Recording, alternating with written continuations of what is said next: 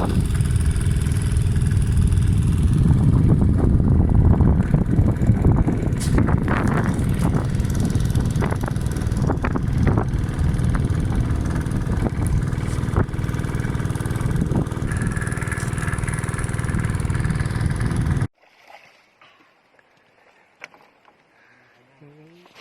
ิดใหญ่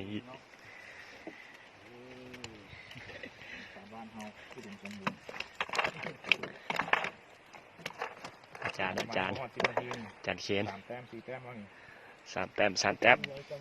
เนี่ย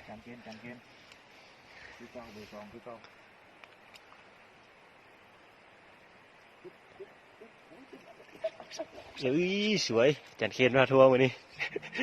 ชิบหายดึก2 ติด 2อีกสวยโอ้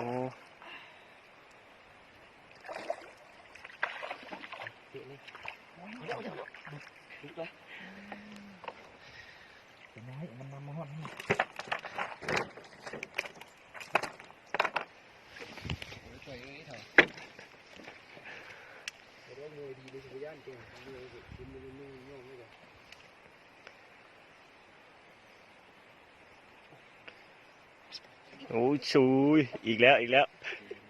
โอ้สมชื่ออาจารย์เคนเนี่ยนะให้เสียชื่อมวนดีเลย3 แต้มตีบอลเดียวกัน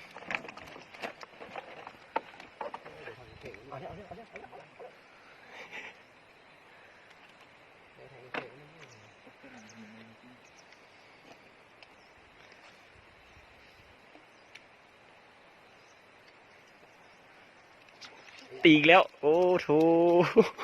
ลุดจานขาบปะเฉยเว้ย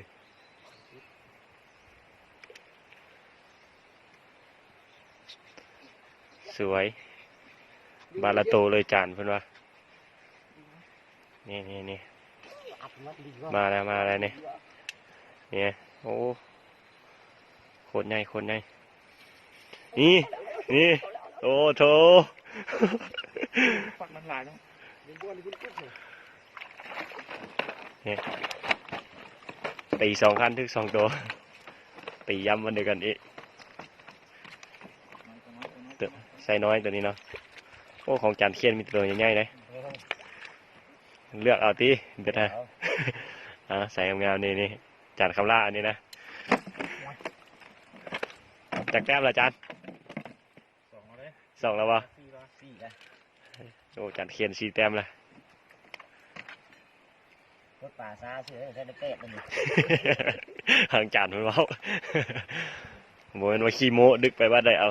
บ้านนั้นเลยนี่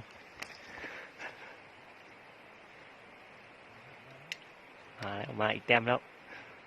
โอ้ใส่คนใหญ่นี่โสมหน้าอาจารย์เคนเซียนตึกเบ็ด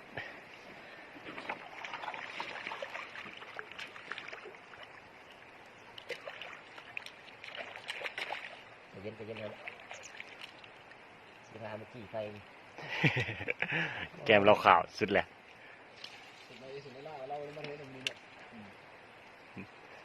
มันก็ได้คร